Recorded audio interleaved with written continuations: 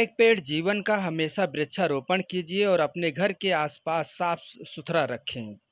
नमस्कार, मैं हूं लालचंद सोनी। आज सुबह टाइम्स में आप सभी का स्वागत है। आओ सोचें देश के लिए। धरती माता जगत जननी को प्रणाम, जो अपने देश के जवानों को फौलादों की तरह जन्म दिए हैं। इस धरती पर उन वीर सपूतों साहसी जवानों को जो बॉर्डर पर आज तैनात हैं, उन्हें हजारों बार सलूट। आज सुबह टाइम्स लगातार आपको सलूट और नमन करती है और कोट कोट प्रणाम। आगे की रिपोर्टिंग। जी नमस्कार जी, क्या नाम सर आपका? सर मेरा नाम विष्णुकांत तिवारी है। जी तिवारी जी, आप बताइए जिस तरह से जो है एलओसी पे चीन अतिक्रमण कर रहा है जी और लगातार जो है उसी के उत्साह में 20 हमारे जाबाज जो है शहीद हुए हैं जी जी और हम भी जो है ताकत बल से जो है जवाब दिया गया है। जी बिल्कुल। लगभग 40-50 के लगभग में जो है जिस तरह से टीवियों में आप खबरें देख रहे हैं, हाँ, तो इसे देखते हुए आप जो है क्या बताना चाहते हैं? कितना अपने देश के शूरवीरों को पराक्रम, अपने साहस, जो फौजी हैं, कितनी ताकत से खड़े हुए हैं और उन्हें क्या आप साहस बधाना चाहते हैं तिवारी जी? देखिए सबसे पहले तो मैं जो शहादत हुई सैनिकों को उनको नमन करता हूँ जी थोड़ा तेज। और सैनिकों की शहादत को नमन करता हूँ। जी जी। और इस बात का मुझे बहुत ही गर्व है कि हमारे भारतीय सेना ने डट कर उनका सामना किया और न सिर्फ सामना किया बल्कि अपने शौर्य का भी पूरी तरह परिचय दिया।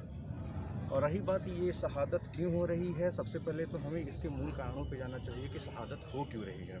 और अगर हो रही है तो हमें अतीत को भूलकर अब इसका सॉल्यूशन खोजना चाहिए कि कैसे इसको हम ज़्यादा से ज़्यादा डिप्लोमेटिक तरीके से दूर कर सकें। और सबसे बड़ी शहादत व्यर्थ कतई नहीं जाने वाली है।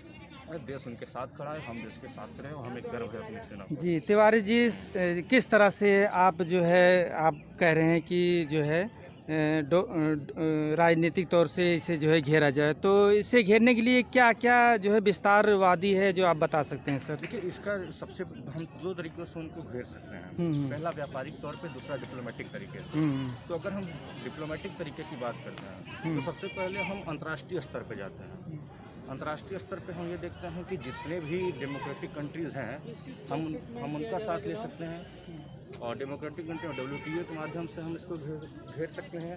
क्वाड संगठन के माध्यम से हम इनको घेर सकते हैं, जिसमें ऑस्ट्रेलिया और जापान जैसे देश हमारे साथ हैं। और सबसे बड़ी बात है कि एक साम्यवादी देश रसिया भी हमारे साथ है। तो इनका सहारा लेकर के अंतर्राष्ट्रीय स्तर पर हम चाइना को घेर सकते हैं, उस पर दबाव बना सकते हैं। और युद्ध कतई ऑप्शन नहीं है, इसका कोई सॉल्यूशन नहीं है, क्योंकि आज 50 मरे हैं, कल 150 मरेंगे, 200 मरेंगे और ये और ज़्यादा व्यापक होता चला जाएगा। इससे बेहतर है कि हम सॉल्यूशन खोजें, अतीत को भूल जाएं। नेहरू जी ने क्या किया, देश की आंतरिक राजनीति को हम लोग भूल जाएं कि नेहरू जी ने क्या किया, क्या गलतियां करी। हमें सिर्फ सॉल्यूशन खोजना चाहिए। जी तिवारी जी, मैं आपसे जानना चाहता हूँ, जिस तरह से एलओसी पे लगातार इस तरह से हो रहा है, 1962 से लेकर आज तक का जो है सुख शांति रहा है। श्रद्धांजलि है, पूरी श्रद्धा है और उनकी शहादत को तहे दिल से पूरा फाट नमन है।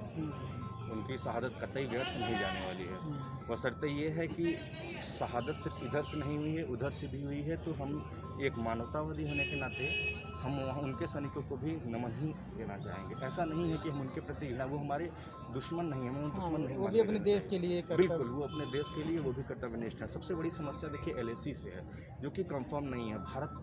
भारत अपना दावा करता है, चाइना अपना दावा करता है। इसलिए सबसे पहला जो काम करना चाहिए, इन्हें अंतर्राष्ट्रीय स्तर पे इन्हें सॉल्व करना चाहिए। इन्हें उस LAC सीमा को निर्धारण करना चाहिए, LAC लाइन को, ताकि आइंदा भविष्य में ऐसी गलतियां ना हो सके। तो तभी कर पाएंगे, ये संभव होगा जब देश की अर्थव्यवस्था की बहुत ज़्यादा मजबूत होगी। हालांकि वो मजबूत नहीं है, इसलिए हम पूरी तरह बहिष्कार नहीं कर सकते हैं। तो सर जिस तरह से आप कह रहे हैं मजबूत नहीं है, तो क्या कारण हो सकता है जो अभी तक हम इतना पीछे हैं? क्योंकि देश को 70 साल हो गया आज़ादी का। देखिए सबसे पहले तो मैं देश के पीछे होने के कई कारण हैं। उसमें सबसे प्रमुख कारण जो मुझे लगता है वो है डेमोग्राफी, पॉपुलेशन। आपको पॉपुलेशन कंट्रोल करना होगा, देश की इंफ्रा को मजबूत करना होगा, खासतौर से एग्रीकल्चर के सेक्टर में, आपको एजुकेशन के सेक्टर में और स्वास्थ्य के सेक्टर में। इन तीनों सेक्टर को आपको बहुत मजबूत स्थिति प्रदान करनी होगी, तब जाके देश आत्मनिर्भर भी बनेगा और स्वावलंबी भी बनेगा। जी तिवारी जी, मैं ये भी आपसे जानना चाहता हूँ, जिस तरह से हमें जो है छोटे से लेकर बड़े तक का यही भी खर्च करती है, बजट भी लाती है, अभी भी लेके आई, तो इसे देखते हुए इंडिया को कितना सतर्क रहने की ज़रूरत है और कितना और भी जो है फौज के प्रति बजट बनाने की जरूरत है? देखिए, ऐसा सबसे बड़ी बात यह है कि अगर अंतर्राष्ट्रीय स्तर पर देखें, खासतौर से पड़ोसी देशों के संदर्भ में, तो कहीं ना कहीं भारत के संबंध पड़ोसी देशों से खट्टे मीठे ही रहे हैं। मीठे ज़्यादा, खट्टे मतलब मीठे कम, खट्टे ज़्यादा रहे हैं। तो इसको ध्यान में रखते हुए भारत को अपना डिफेंस थोड़ा और मजबूत करने की ज़रूरत है। खासतौर से जो डिफेंस के सेक्टर में जो इंफ्रा है, उनको और ज़्यादा मजबूत करने की ज़रूरत है। तो चलते चलते अपने देश के जो फौजी हैं श्रद्धांजलि कैसे देना चाहते हैं? जी, मैं तो सबसे पहले कहना चाहूँगा कि हमारे देश के सैनिकों के, हम सैनिक के साथ खड़े हैं और उनकी शहादत कतई व्यर्थ नहीं जाएगी। हमारी पीढ़ियाँ, हमारी नस्लें उनको याद करेंगी। और अब रही बात कुछ करने की, तो अब तो समय वो आ गया है कि आस्ती में यूं मुड़ी मानो, कुछ कर गुजरना हो, वक्त का भी रुख मोड़ना हो और सब कुछ बदलना हो। Welcome, thank you. नमस्कार दोस्तों, मेरे चैनल को सब्सक्राइब, लाइक करें और आइकॉन को जरूर दबाएं ताकि आने वाले वीडियो को आपको नोटिफिकेशन मिल जाए। धन्यवाद।